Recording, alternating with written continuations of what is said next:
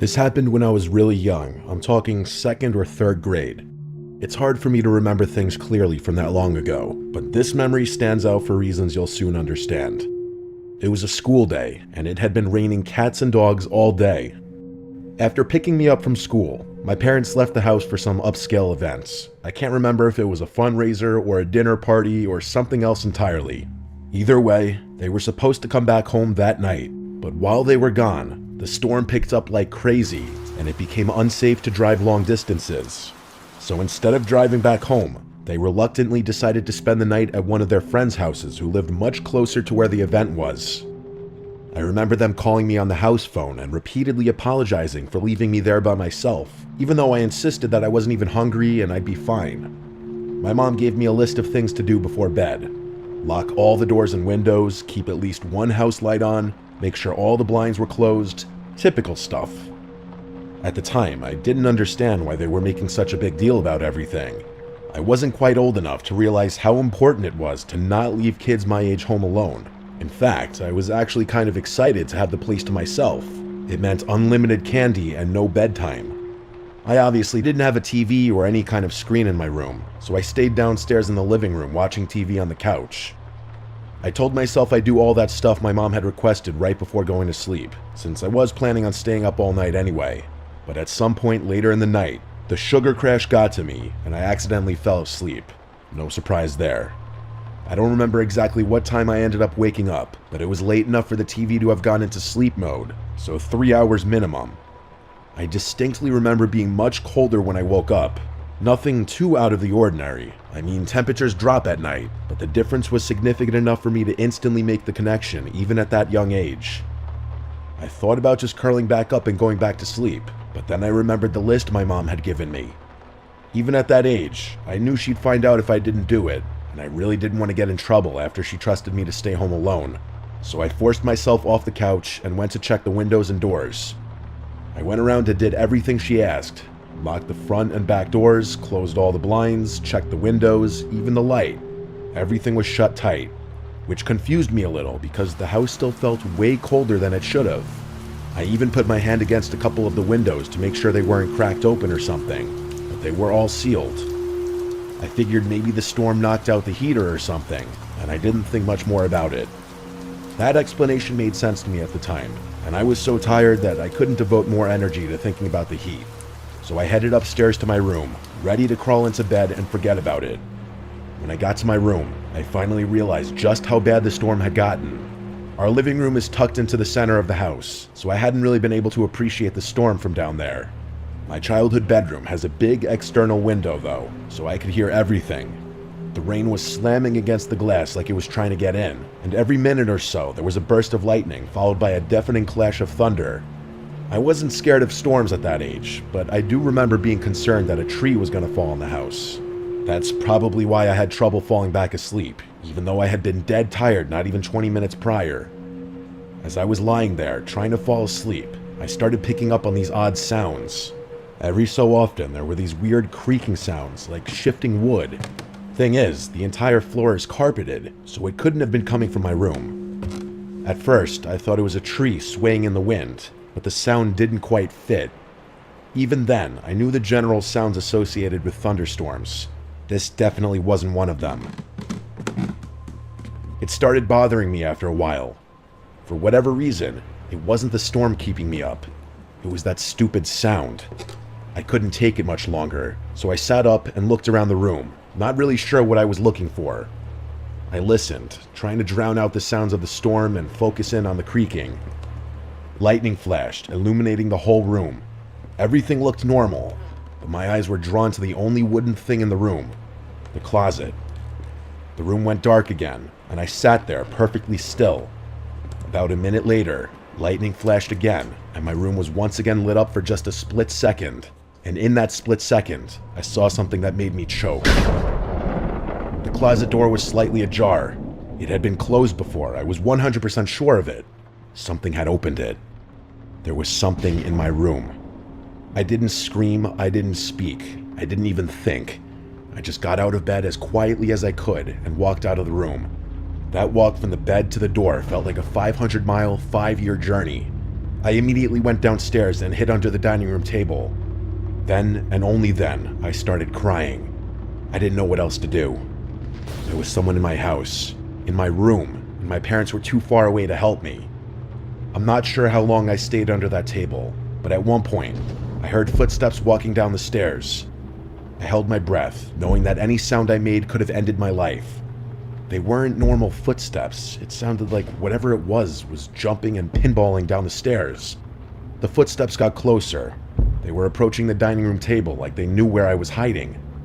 I can't tell you how scared I was. I really thought I was gonna die. And then, from under the table, I saw them. I couldn't see their upper body, but two bare feet walked into view. Two nasty, wet, and muddy legs that were tinted yellow. I couldn't tell if they were male or female legs. That's how gross and almost disfigured they looked. There were cuts all over their legs, like they had rolled around in a thorn bush. They were also stumbling, like they were struggling to even stand upright. And just as I thought it couldn't get any worse, they dropped something. It was a wrench. It clattered against the floor, and I'm telling you, it took every fiber in my being to fight back a scream. If that person bent down to pick the wrench up, they'd definitely see me. With wide eyes, I watched as that person stood still, not picking up the wrench, but not walking away either. It felt like a standoff, where any wrong move could end my life.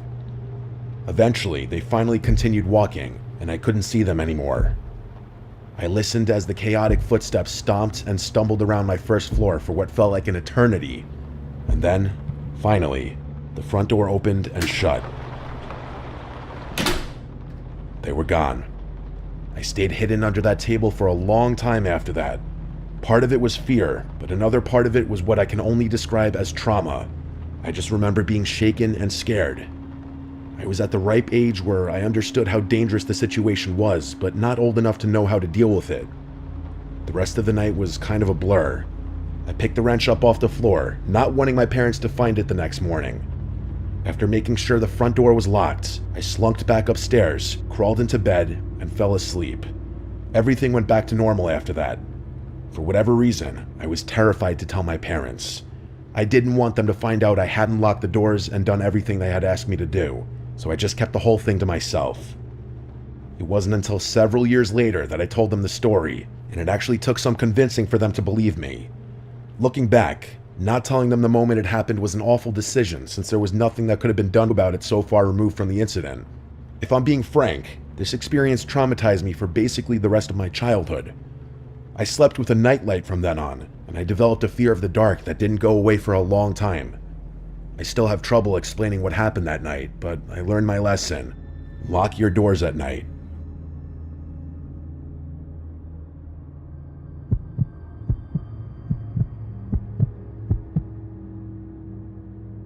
I'm an only child and live with my mom and dad in a decently sized home.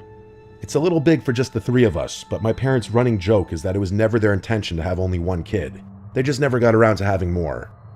Anyway, I was 15 when this happened. It was a rainy Saturday night sometime in May. I can't remember exactly when this happened, but I do remember that it was during one of the last weekends before summer started up. There's one last thing I have to mention. I have a lot of weird medical conditions that make my life difficult.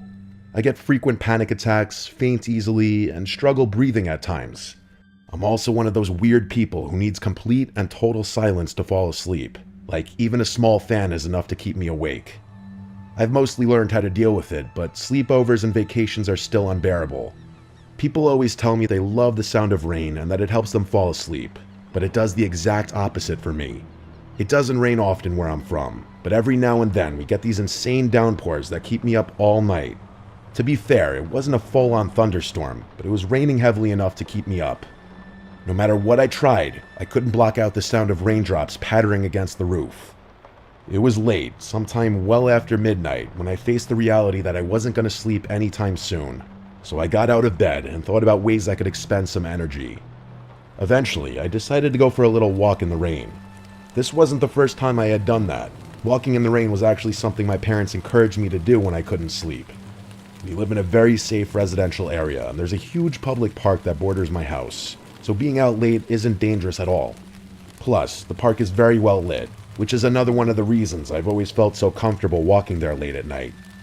I put on a rain jacket, quietly walked downstairs, and stepped outside without even bothering to bring an umbrella. I purposely didn't bring my phone because I knew myself well enough that a phone screen was only going to keep me up. It was oddly peaceful outside. I've always been one for nature, and seeing all the trees gently swaying in the wind with the raindrops screaming down their branches was exactly what I wanted. After about 20 minutes, I started to feel myself getting tired, which was a good thing.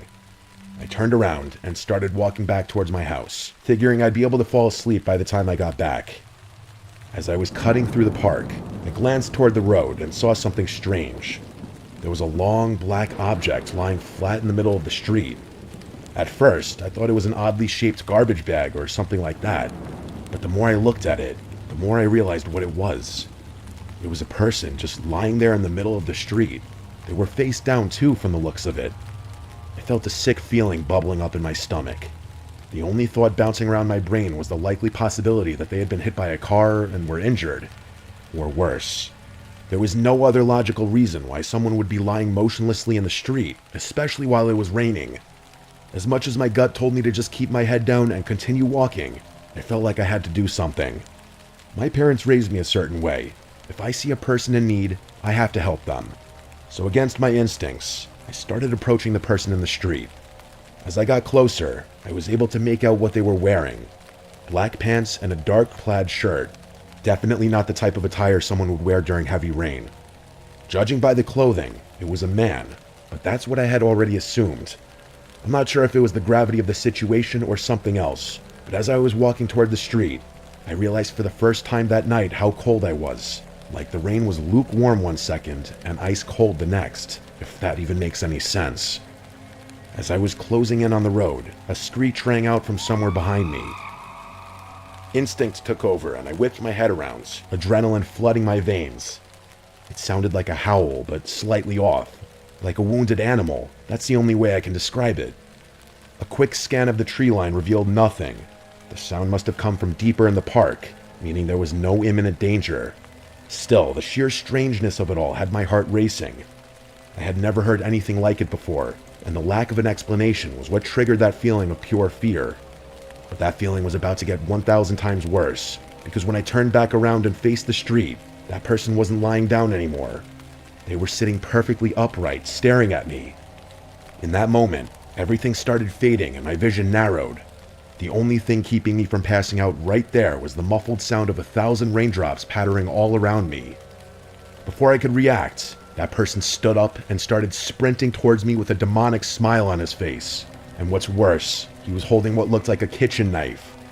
Up until that moment, I didn't know what it meant to truly fear for your life. I snapped out of my haze and ran as fast as I could in the opposite direction. As soon as I started running, I heard him yell, "I'll kill you," at the top of his lungs. The wet grass made it impossible to run at full speed, but my one saving grace was that whoever was chasing me would have to deal with the same thing. I didn't want to lead him to my house, so I ran towards the trees, hoping I could lose him in the park. That's where the screech had just come from, I know, but I didn't have another choice. I didn't look back once, I just ran like my life depended on it. And considering how insanely cracked out that guy looked, I think my life actually did depend on it. I ran towards the densest part of the park, hoping I'd be able to hide in there before he caught up to me. I didn't even know if he was still chasing me, but I didn't care. Part of me felt like if I stopped running, the fear would catch up to me and I'd pass out immediately. I made it into the woods, and right when I was about to throw up from exhaustion, I ducked behind a tree and tried to catch my breath. I looked behind me, and there was no one. Or at least no one I could see. The only thought on my mind at that point was how in the world I was going to get home safely. I didn't feel comfortable moving, so I just waited there. I must have waited at least 20 minutes before finally stepping out from behind that tree. I took the long way home, around the backside of the park and through this other section that spit me out a few streets away from my house. No one followed me. I finally made it home and collapsed on my bed, drenched and basically traumatized. I never got an answer for anything that happened that night. That howl is honestly what confuses me the most. I have a hard time believing it was somehow related to the man that tried to attack me, but it's just too coincidental. I think what happened is that guy heard the screech too, looked up, saw me, and then did whatever he did for whatever reason. As for his motivation, I have no idea. There's just crazy people out there. Maybe he was on drugs or something. I know it's not a real explanation, but I can't think of a better one. I still live in the same house today, and even though several years have gone by, it's hard not to think about this experience every so often.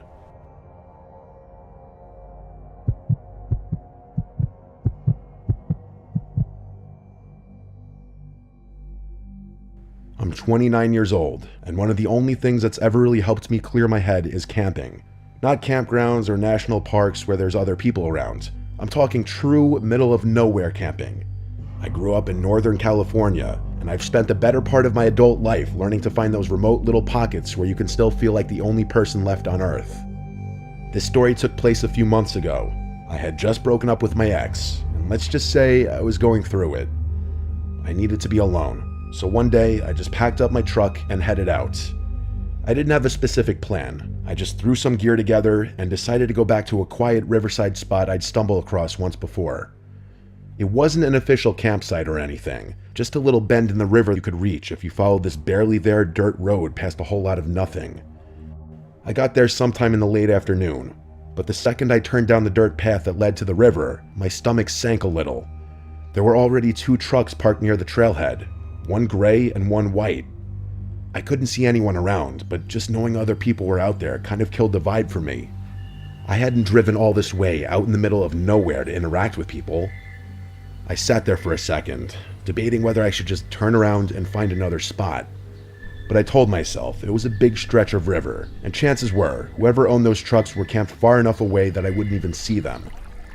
I hiked maybe 15 minutes downriver when I saw 2 guys fishing up ahead. They looked like the type you'd expect to see fishing. Thick beards, a little overweight, heavy boots, but it seemed like they were more focused on something else. As I got closer, one of them quickly covered something with his jacket and gave me this awkward half smile. As I passed, he called out, saying something about how they were just target shooting cans and didn't mean to freak me out. I just gave a polite nod and kept walking without saying anything. As I kept walking, I couldn't help but replay the guy's comment in my head. It wasn't even what he said that bothered me. It was how rushed and awkward it came out. Like he was trying too hard to sound casual. I got that uneasy feeling you get when something doesn't quite add up, but I pushed it down. People out there weren't exactly known for their social skills. It wasn't that weird for rural folks to be a little off when it came to talking to strangers. I told myself to let it go and focus on finding a good spot to set up camp. I found a spot a little further down the bend where the trees were thicker and the trail dipped out of sight. It wasn't perfect, but it was tucked away enough that I felt like I had my own space. I set up camp, pulled out a book, and tried to settle in. It started raining lightly not long after, so I threw on my rain jacket and kept at it, letting the sound of the river and the soft drizzle drown everything else out. Later, I wandered down to the rocks by the river's edge to reflect a little bit. That's when I noticed someone across the water. It was one of the guys from earlier, the one who had called out to me, only this time he was alone. He spotted me and waved. I hesitated, then waved back, figuring it was better to be friendly. He yelled across, asking for my name. I don't know why, but I shouted back my real name, Anisha, without really thinking about it. He stood there for a second after I answered, then pulled something out of his jacket. At first, I thought it was a phone, but then I realized it looked more like a disposable camera. Before I could even process it, he held it up and took a picture of me from across the river. And then, without another word, he just turned and started walking back up the riverbank like nothing had happened. I was beyond creeped out. The weird speech patterns and mannerisms were one thing, but taking a picture of me, that was next level strange. I headed back to my campsite and just figured I'd stay put for the rest of the night. After the sun went down, I crawled into my tent and tried to get some sleep, but my mind wouldn't shut off. I kept replaying the breakup in my head, picking apart every word, every mistake, every what if. I don't know how long I lied there like that, just listening to the river and the light patter of rain against the tent. At some point, though, I started hearing something else. Faint, uneven sounds, like someone stepping carefully over wet ground. At first, I tried to convince myself it was just the rain or some animal, but the longer I listened, the clearer it became. Footsteps, circling the campsite, and the second I made that connection, my stomach dropped straight through the ground. I didn't even have to wonder who it might be. I'm no fool. I never go into the woods alone without protection. and this was no exception. I didn't hesitate. I grabbed my handgun from where I kept it tucked by my sleeping bag. Then I unzipped the tent and stepped out into the rain. My heart was pounding so hard I could hear it in my ears, but I needed to stay calm. I clicked my flashlight on and swept it across the trees, and there he was. That creep from earlier, standing a few yards away, half hiding behind a tree. He wasn't smiling or scowling, he just had this blank expression on his face like he wasn't all there mentally. The scariest part wasn't his demeanor though, but the fact that he was holding a small axe in his left hand. For a second, I couldn't move. All I could think about was how far I was from anyone, how nobody would even hear me scream if it came to that. But somehow, I managed to raise the gun and level it at him. I forced my voice to stay calm, even though every part of me was screaming. As sternly as I could, I said, "Leave now or I'll kill you." His facial expression didn't change at all. It was like my words meant nothing to him. After a few seconds of silence, he mumbled something about how his friend Ivan had discouraged him from coming to find me, and that he had to take care of Ivan. I didn't wait for him to say anything else. I fired a shot straight into the trees above his head. He stumbled a bit, clearly not expecting me to do that. I leveled the gun at him again, a little more confident now. I told him it was his last chance and to drop the axe.